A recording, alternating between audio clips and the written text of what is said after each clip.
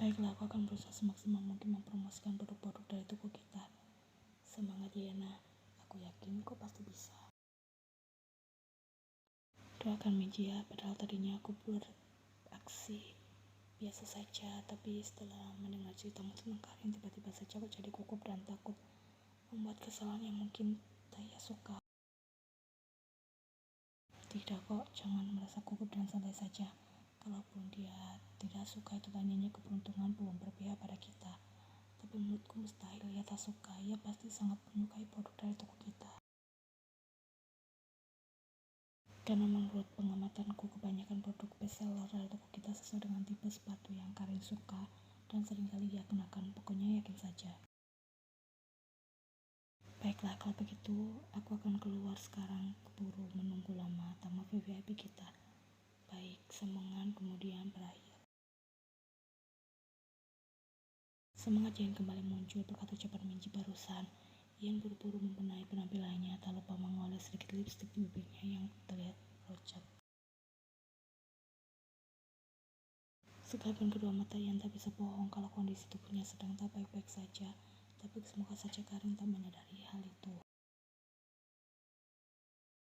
Kalaupun sadar, semoga saja Karin tetap bersedia membeli produk mereka.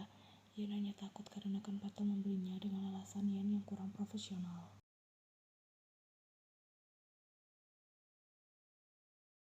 Yen tak tahu kalau ternyata Karin tidak datang sendirian, mungkin bersama dengan Yonggi dan Onji.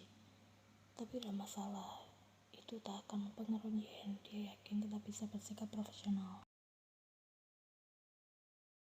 Tapi tetap saja kedatangan mereka yang bersamaan membuat Yen penasaran sudah sejauh mana hubungan perselingkuhan antara Yonggi dan Karin. Selamat datang di MNJsus. Perkenalkan saya Jung Yen selaku owner MNJsus. Selain Nonali, sambut Yen dengan ramah dan pastinya penuh senyum. Baru pertama kali menyapa saja Yen sudah merasa mual setelah hidungnya mencium parfum Karin yang sangat mewangi. Bukan salah parfumnya kok, itu bahkan merek parfum mahal dan terkenal di kalangan ekonomi kelas atas. Cuma orang-orang tentu saja yang bisa membeli parfum tersebut. Di sini masalahnya hanya hidung Yen saja yang tak tahu diri. Aku harus bisa menahannya sebentar saja kok, sampai Minji datang. Ini semua kan demi MNJsus. Semangat Yena, jangan menyerah. Batin Yen menyemangati diri sendiri. Saya Karin yang baru pertama kali datang ke sini. Sebuah hari saat ada acara keluarga besar, sepupu jauhku yang bernama Minji pernah bercerita tentang toko sepatunya yang bernama MNJsus. Saya baru bisa mampir sekarang karena kemarin memang masih sibuk. Cerita Karin dengan ramah dan pastinya sopan. Dia terlihat seperti gadis baik yang menjunjung rasa kesopanan, tapi entah kenapa ia mau berhubungan dengan Yonggi ya. Saya mulai lihat produknya dan mungkin akan membeli beberapa yang saya suka sama Karin. Silakan di sebelah sini, kami memiliki beberapa produk bestseller yang mungkin bisa menjadi pilihan Anda, balas Yen. Ia membawa mereka menuju tempat produk bestseller. Ternyata Karin juga sudah kelihatan sangat excited. Bukankah ini petanda baik? Kok jelek ya, jatuh kunci. Karin tahu berekspresi kaget, sementara Yen kelihatan tak terima tapi tak bisa berkata-kata. Apanya yang jelek, Uma? Tanya Karin. Itu cuma alasan Onji saja sebenarnya. Dia terkejut saat pertama kali Karin mengajaknya datang kemari setelah tahu kalau toko sepatu itu milik Yen dan Minji. Onji hanya tak ingin Yen ataupun Minji sampai mempengaruhi Karin atau bicara macam-macam pada gadis itu mengenai Yonggi. Atau bisa saja kan mereka akan mengadu pada kawan setelah ini. Atau saja sebelum hari ini kawan sudah resign dari MNJsus. Coba saja kalau tidak, sudah pasti akan kacau balau. Tidak kok, ini bagus, tanggap Yonggi tiba-tiba. Coba kau pilih beberapa, yang itu berwarna merah sepertinya akan cocok sekali saat kau kenakan. Iya kan, ngomong Karin kemudian mengambil sepatu itu untuk ia lihat dari dekat. Ini bagus kan opa? Bagus kok, semuanya cocok untukmu, bahas Yonggi. Onji mengambil alih sepatu merah tersebut dari tangan Karin. Ia memperhatikan detail sepatu tersebut dengan seksama. Begini kok dibilang bagus, kualitas rendahan, norak, komentar kunci. Uma jangan mulai, peringkat Yunggi. Bibi Kang, toko kami tidak mungkin menjual barang dengan kualitas rendahan, karena kualitas adalah poin utama bagi toko kami. Jadi Bibi Kang, jangan bicara sembarangan. Balas Ian pada akhirnya tak tahan juga. Wah, kalian sudah saling kenal ternyata, seru Karin setelah mendengar bagaimana cara bicara Ian pada Onci. Kita tetangga kok. Saat datang berkunjung ke rumahku, kau bahkan pernah salah fokus dengan rumah Nona Jung. Bocah ingin memberikan informasi. Oh, rumah yang memiliki halaman luas itu kan, tebak Karin. Yunggi membalas dengan anggukan. Ternyata masih tetangga ya. Ya ampun, aku tidak menyangka. Saya suka sekali dengan desain rumahmu, kelihatan nyaman dan elegan meskipun saya hanya bisa melihatnya dari luar, ucap Karin. Terima kasih, balas Ian singkat. Karin sedang salah fokus. Itu rumah milik suaminya, bukan miliknya, celutuk kunci. Bukannya sama saja ya, Uma? Tanya Karin bingung. Beda aja kunci. Kenapa orang tua yang satu ini hobi keluar dari jalur pembicaraan saya tadi? Ini aja kan mau beli sepatu, tapi kenapa malah jadi membahas rumah? Sebab sekali kalau Bebek Kang sedang kumat seperti ini. Bersabarlah Yena, kalau tak sabar temu VIP akan melayang. Batin Yen terombang-ambing.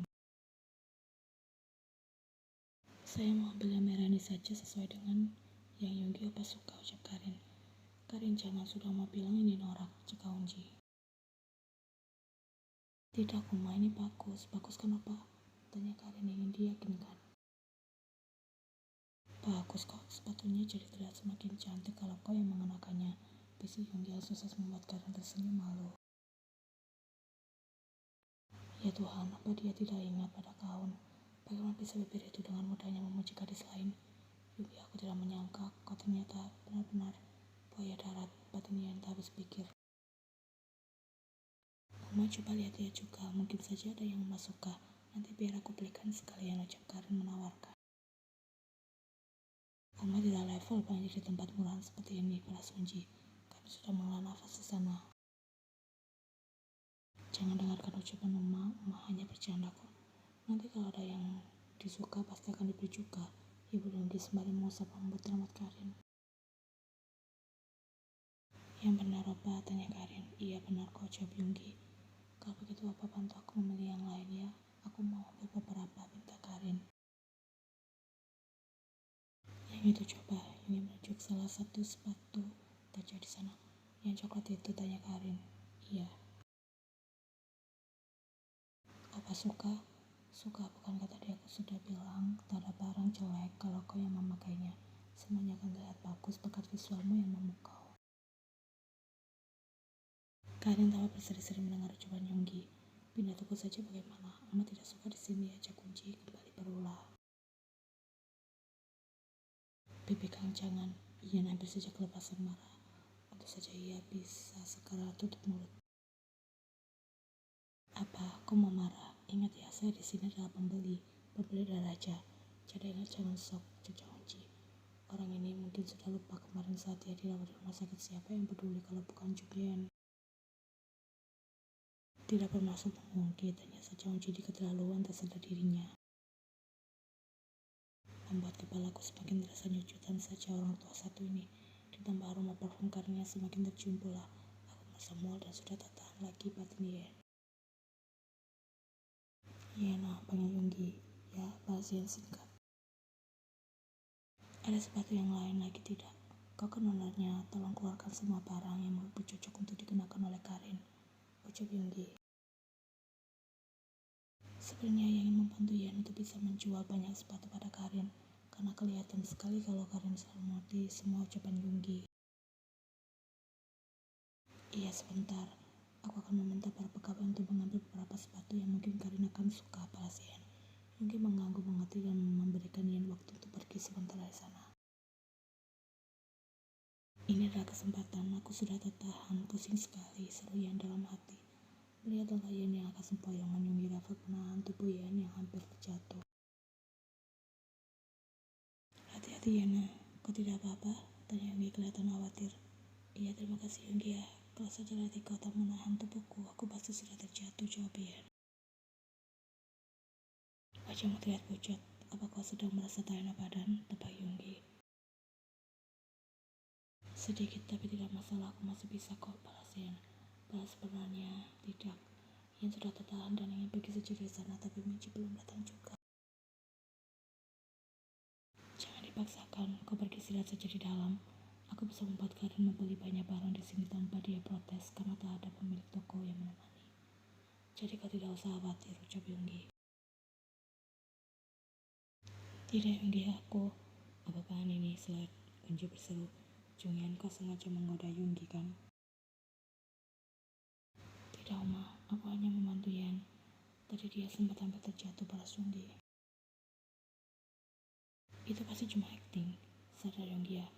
Karin tak akan suka melihatmu dekat-dekat dengan mantan tunanganmu itu. Selaku dengan sengaja agar Karin bisa mendengarnya. Oma jangan, mantan tunangan. Karin menyela ucapan Yonggi. Jadi nanya juga ini mantan tunangan apa yang pernah Oma ceritakan saat itu. Ian tak tahu harus bagaimana menghadapi situasi membingungkan semacam ini. Mengapa membahas hal yang tidak penting? Tanya Yonggi agak terbawa emosi. Karin sudah kelihatan tak suka. Dia yang tadinya bersikap ramah sekarang beralih menatap Ian dengan pandangan sinis. Aduh kepalaku, keluh Ian dalam hati.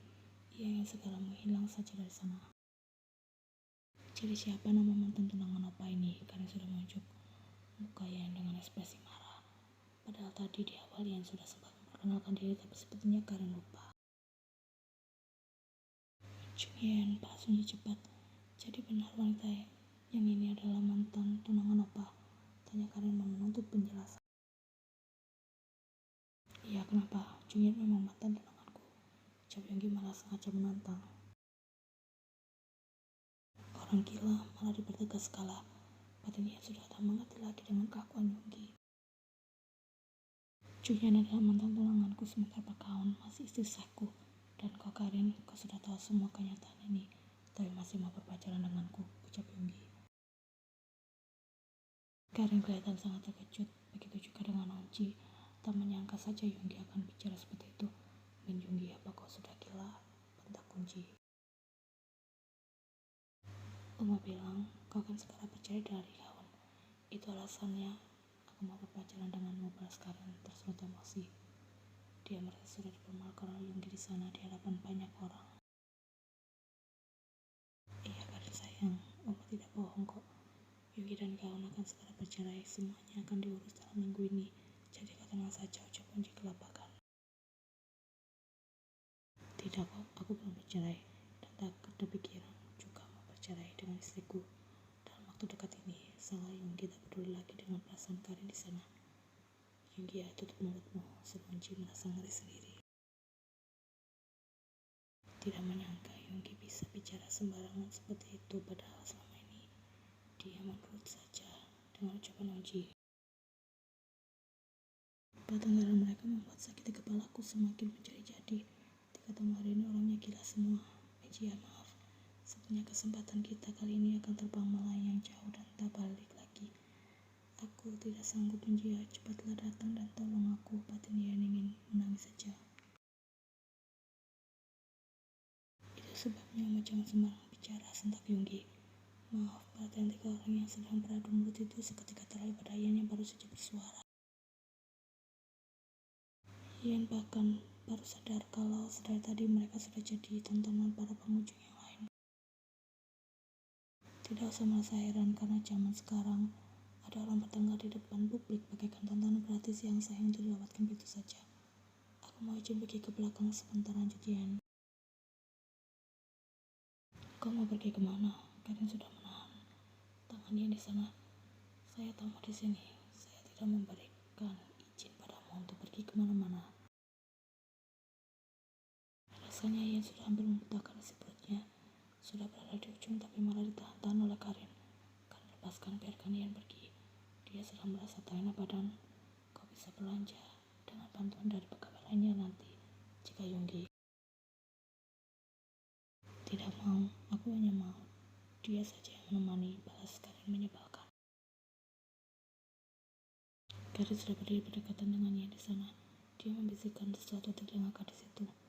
Kalau kau masih nekat pergi, lebih jelek akan menanti. Siap-siap saja untuk kurung tikar. Bagaimana? Menahan sakit kepala dan perasaan mual ditambah syok mendengar ancaman Karin yang masa sudah berada di ujung batas. Wajah cantik Karin yang terakhir kali yang lihat sebelum akhirnya semuanya menjadi gelap. Bahkan Yonggi kalah cepat untuk meraih tubuh yang sebelum akhirnya jatuh membentuk permukaan lantai toko yang dingin dan keras. Yonggi yang panik buru-buru memastikan keadaan gadis itu, sementara Karin dan Unji masih tampak terkejut dengan apa yang baru saja terjadi. Ini bukan salahku, dia jatuh sendiri. Sumpah aku tidak melakukan apa-apa, rancau Karin. Suasana jadi sedikit ricuh, apalagi beberapa pegawai sudah mulai mendekat untuk memastikan keadaannya di sana. Sebelum semuanya semakin kacau, Yonggi berinisiatif membawa tubuh Yehan untuk keluar dari MNC Sus dan segera melarikannya menuju rumah sakit terdekat.